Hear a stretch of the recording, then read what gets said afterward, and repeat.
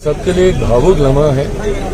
पुरानी संसद में एक लंबा समय हम लोगों ने बिताया। मेरे जैसे युवा सांसदों को भी लगभग मेरा सेकंड टाइम में मेंबर पार्लियामेंट 9 साल हो गए मुझे भी, और जितना सक्रिय रूप से मैंने इस संसद को जाना, इस संसद की कार्यशैली को जाना, मेरे नेता मेरे पिता आदरणीय रामविलास पासवान जी के माध्यम से जब से मैंने होश संभाला तब से भी मेरा परिचय इस संसद से, संसद की कार्यशैली से मेरा रहा है।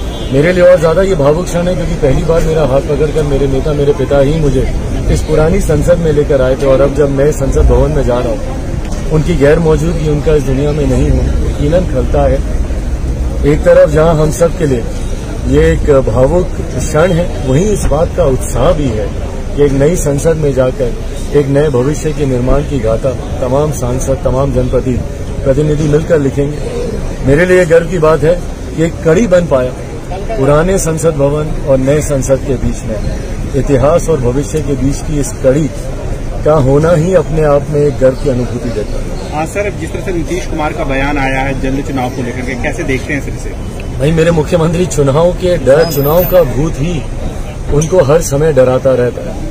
चुनाव कब होंगे, नहीं होंगे, जल्दी होंगे, देर से होंगे, समय से पहले होंगे, जब देखिए। और ये स्वाभाविक भी है क्योंकि जिन मुख्यमंत्री ने खुद कभी चुनाव नहीं लड़ा हो, एक लंबे समय से, लगभग 2 दशक से, मेरी पीढ़ी को तो नहीं आती आखिरी बार मेरे मुख्यमंत्री ने कब चुनाव लड़ा था, और जो उनका आखिरी अनुभव भी था, अगर मेरी याददाश्त सही है, तो वो भी उतना अच्छा नहीं था। 2 सीटों से चुनाव लड़े थे, 1 से हार गए थे, और तब से चुनाव का डर उनके भीतर इतना ज्यादा है कि ना कभी उन्होंने लोकसभा का चुनाव लड़ा, ना कभी उन्होंने विधानसभा का चुनाव लड़ा।